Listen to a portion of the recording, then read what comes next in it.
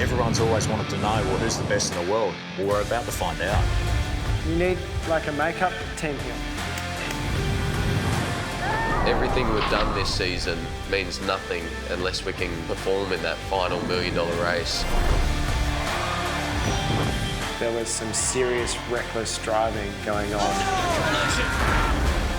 This is becoming like auto racing.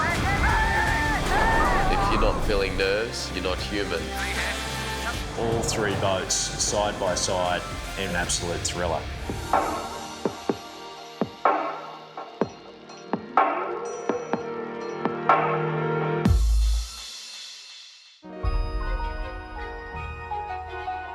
Welcome to San Francisco. This week, we'll be crowning SailGP Season 2 champion. Australia, USA, and Japan are all lined up to fight for the $1 million prize in what promises to be an historic sailing weekend. I have a feeling he's going to want to do a bit of showboating today, which is exactly what you should do ahead of a $1 million race. Just do whatever you can to make yourself look good. Skipper of Team USA, Jimmy Spindle. Even I'm excited stood next to these guys. Current season leader, reigning SailGP champion. Figure out why we would make it. If we can sail well, I know we'll beat them. Tom is the defending champion, okay, so you can start there. Nathan was also in the final, and to be quite honest, Nathan had the $1 million in his hand last time. It slipped through and Tom got past, so we saw that. I kind of feel like we need a violin playing every time he tells us how hard done by he is. How you doing? I guess thinking about when we arrived in San Francisco, you automatically realise that it's different to every weekend that we've come to all season. I try to make this event as if it's any other event, but for sure, the grand final, it comes with a lot more pressure. It comes with a lot more expectation, and we know that we have to perform this week. Otherwise, the season really is for nothing. I truly believe this is why you do sport and why you put yourself into difficult situations and under pressure, is for those feelings. Those feelings of, you know, leading into a final race, the adrenaline, the excitement, there's some nervousness mixed in. It's what makes you feel alive. Jimmy just woke up one day and he's like, I'm the underdog. Yeah, he just woke up I in have the middle. the least amount of experience of everyone in the fleet. In the middle of his sleep, he's like, I'm the underdog. That's gonna be my narrative. Fourth day of training here in San Francisco. We've already seen Jimmy Spittle trying his absolute best to drown two of the best big wave surfers in the world. Oh no. We've seen Nathan Outridge increasing his crew weight, and that's made him ultra fast in San Francisco's strong winds. Over every day we would do a bit of reaching, we'd do a bit of accelerations, we'd do some takeoffs, and I could just see Leo's confidence growing. And Tom Slingsby? Well, he's the Tom we've seen the whole season, not holding back even in training. Our training before the event, it was really going well. Our team was working unbelievably. Thursday morning before the practice, I said that this is going too well. Something is going to go wrong.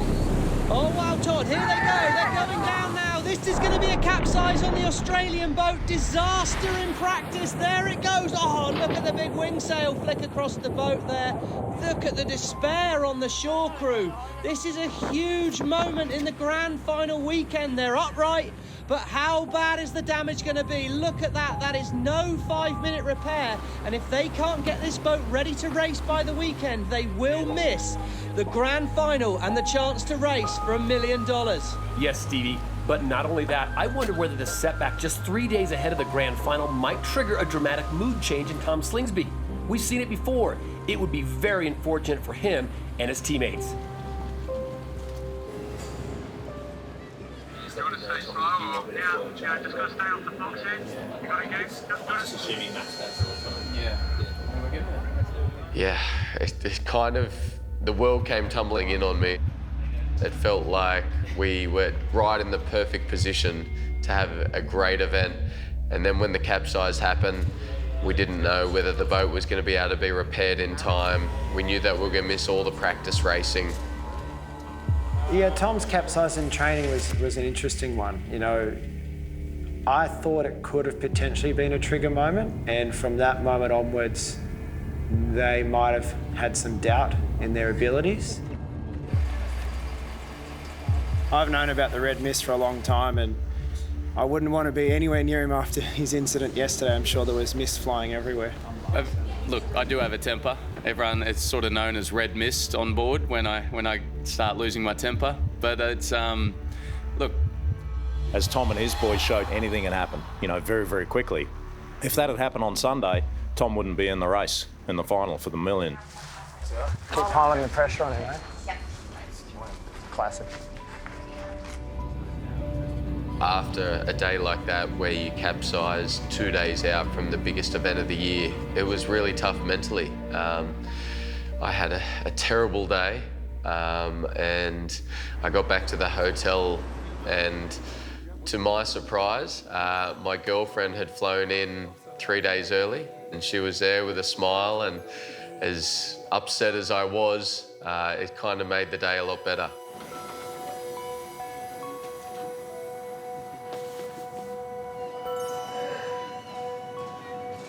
And being with me through a really tough time, and yeah, it was a great surprise to have, and it sort of, I guess it gave me a bit of a rally and a bit of a kick in the right direction that it's all going to be okay, and let's get this boat fixed and let's hit the racetrack.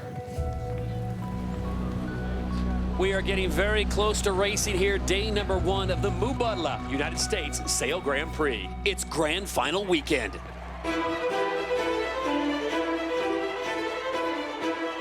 3 races today and 3 more tomorrow that follow a week of practice here on the bay, which has produced shocks and surprises.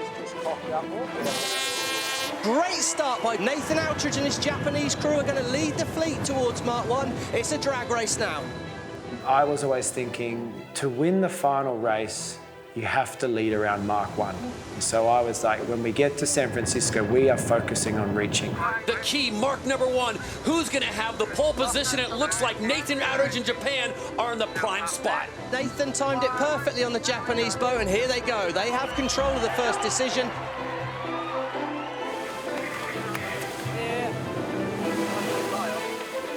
I'll be able to get the rake out. Yeah, that's good, man.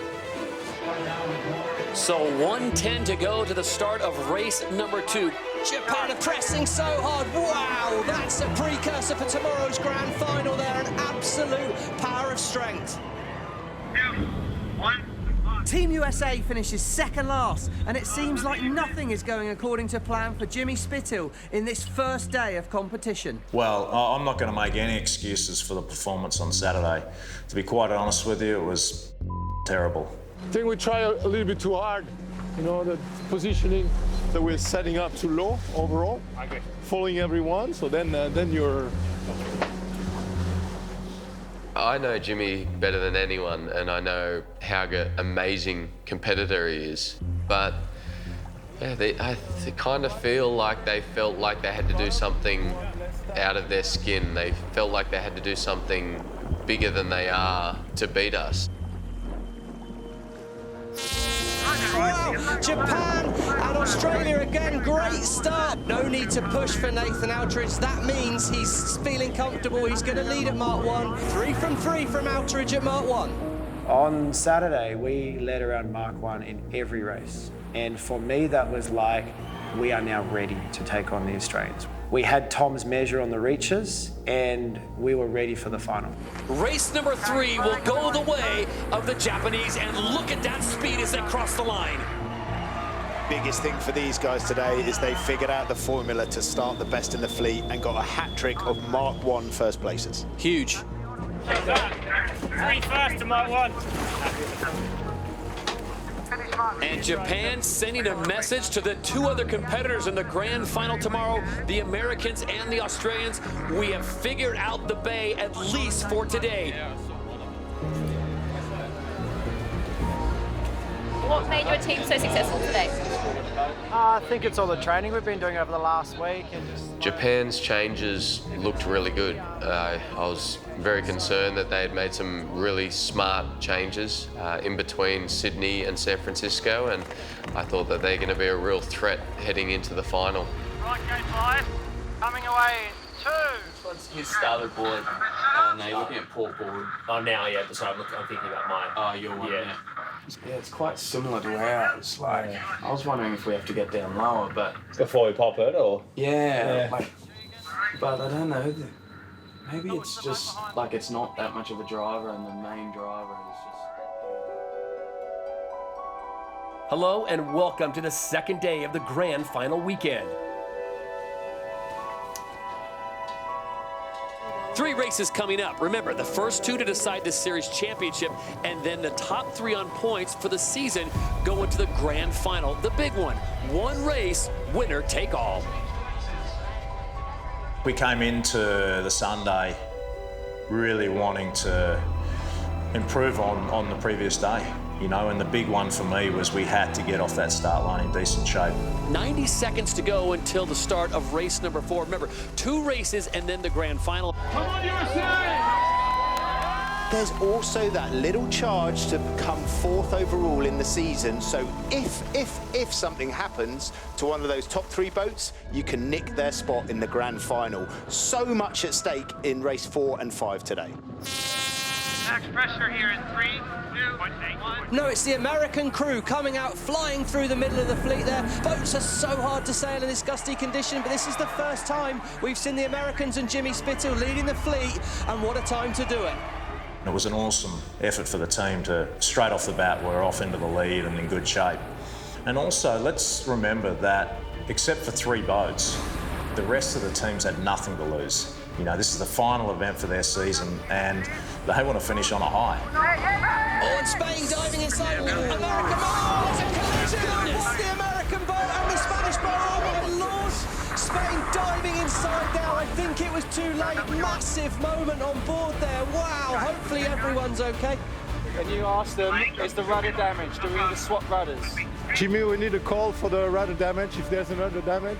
They need to check that American boat pretty quickly and make sure it's ship-shape for the Grand Final. No. It's all high.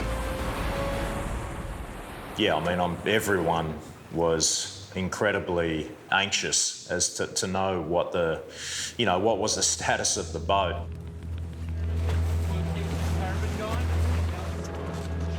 At that point, we're not going to be able to race. Half of the stern is missing. We need to make some changes. The guys have got to do a few things to the steering system.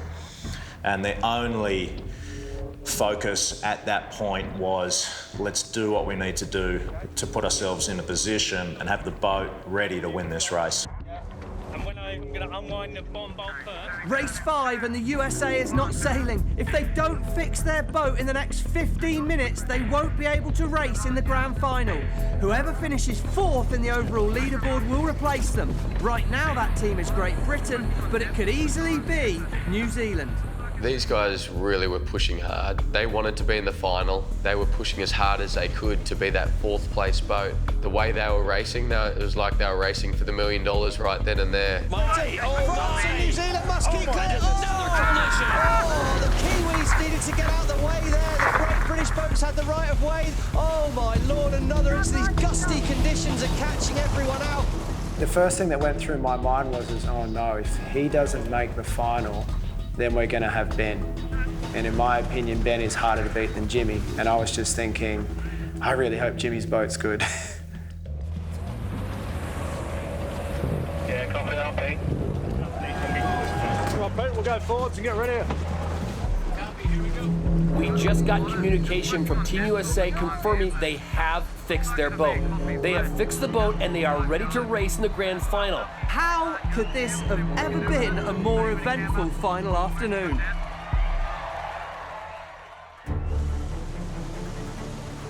So season 2 comes down to this. 1 race, $1 million. It's the Grand Final here. It was pretty daunting, for sure. I mean, if you're not feeling nerves, you're not human, and we were feeling the nerves, for sure. Let's not forget how important the start is in a 3-boat final. The boat that gets to Mark 1 first wins 75% of the finals. Yeah, we've got a little push on them. I made a little error. We gave Nathan Outridge an opportunity to hook us. And he was able to completely stop our team and put us to the back of the pack. Wow, great move, Nathan. He slid in underneath Tom and relegated him to last even before the start. And as it happened, it could not have worked out better for us. I think I've had nightmares about that scenario playing out where we start, the other two boats take off, and we're stopped dead in the water and we're miles behind off the start. I had a little moment to myself, probably 20 seconds into the race, where I sort of shook my head and said, I can't believe you just did that. Happy to build a bit here. Here we go. There's $1 million on the line and you go and make a mistake like that.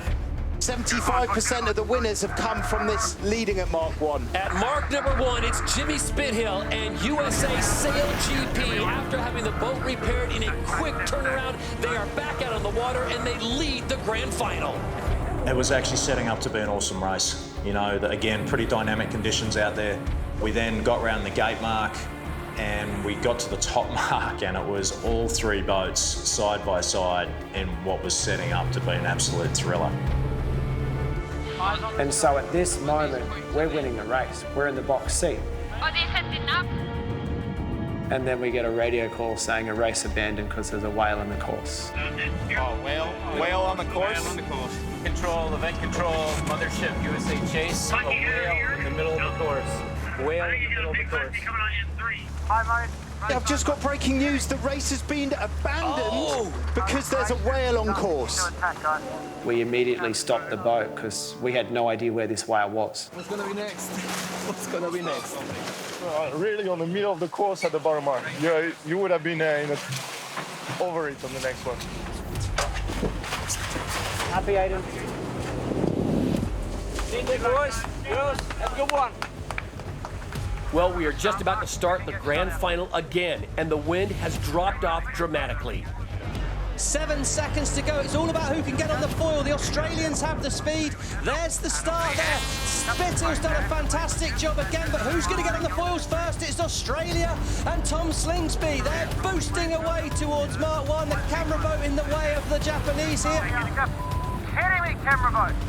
Go to me. Nate. Reset, okay? Reset. Fluid hold down. Both boats behind off the foils.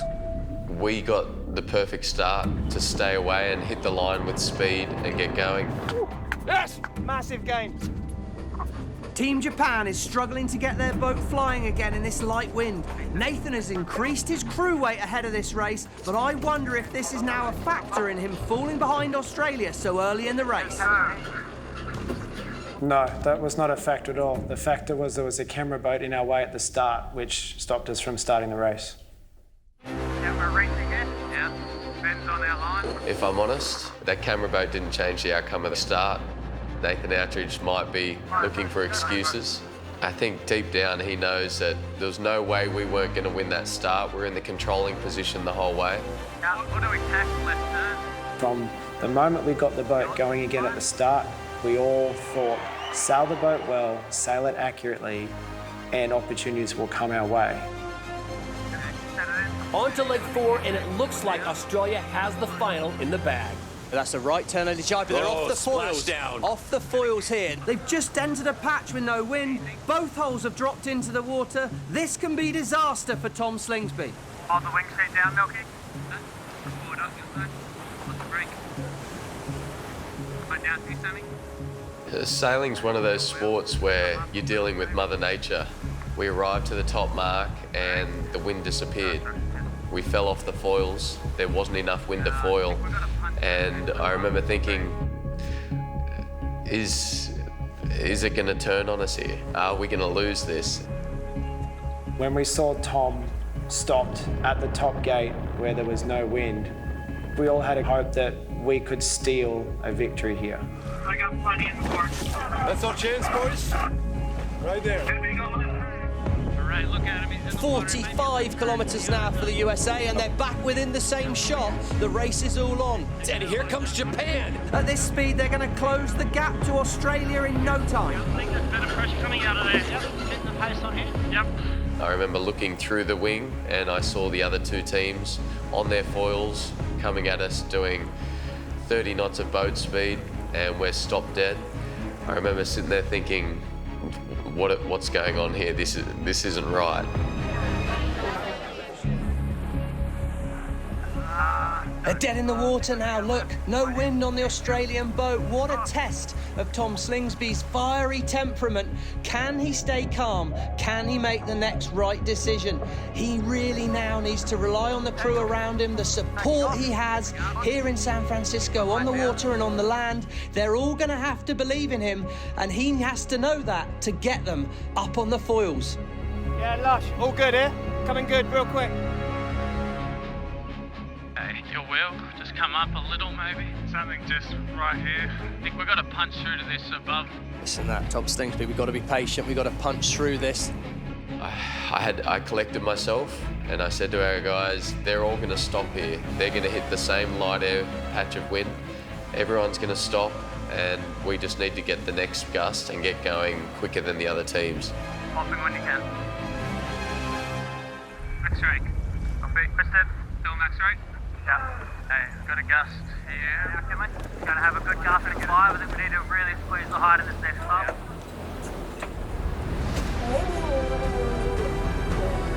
Come on.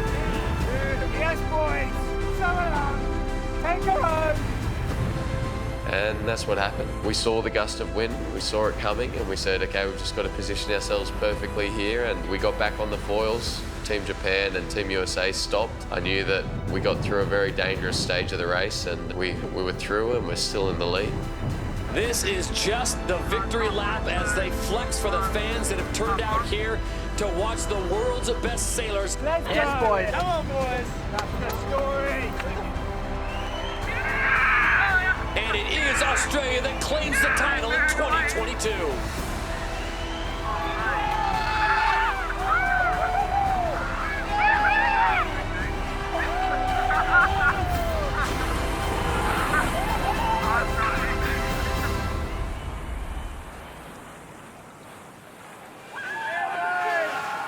A coach once said to me when someone asked him, like, how do you deal with Tom and his temper when he loses his cool?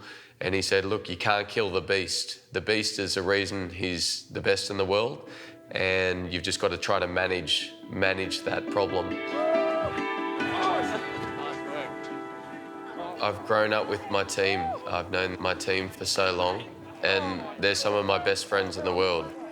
So racing with this team and being a part of Team Australia, I feel privileged, and I think we all help each other to become better sailors, better people.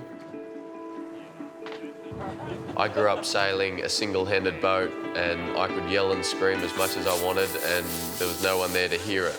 And now I'm with a team, I realise that my frustrations and my temper can really ruin the mood of the team, ruin our confidence. I feel like I'm improving every day I go sailing, and I feel like I'm becoming a better person, and I'm managing my temper and my frustrations better all the time. You know, Tom is finding a very good balance at the moment. You know, I can see him growing as a person a lot, and as a good friend of him, I'm really happy to see, you know, his new relationship going very well, and I think that's had some positive effects on him this year. Can you do that now?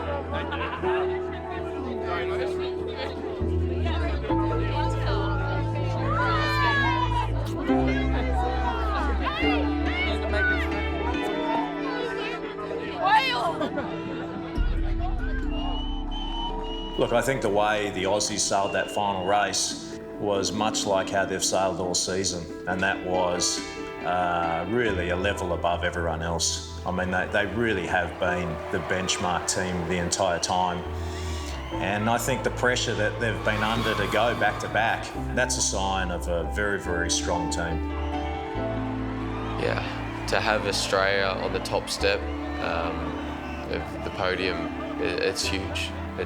We've shown time and time again that Australia is the strongest sporting sailing team in the world. And yeah, the glory is more important than the money, the prize money.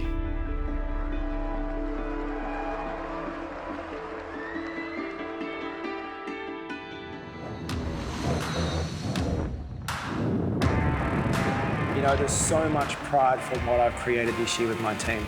Sure, Tom beat us. Yes, we came second, but we beat some really good sailors this season. We now have the greatest sailor in all time, Ben Ainslie, with my old crew. And it was immensely satisfying to beat them. You know, you steal my crew and you don't beat me, bring on season 3, Ben. That's exactly how I feel right now. Well, I think there can be no argument now from anyone when I say that Tom and his team are the favourites. Going into season 3, though, we know we have to bridge the gap. We have to get up to a level where the Aussies are operating. It could be easy to lose motivation. We've won the last 2 seasons, but I'm excited for season 3. The competition's going to get stronger, but so are we. We're going to grow as a team, we're going to get better, and we're going to try to stay on top.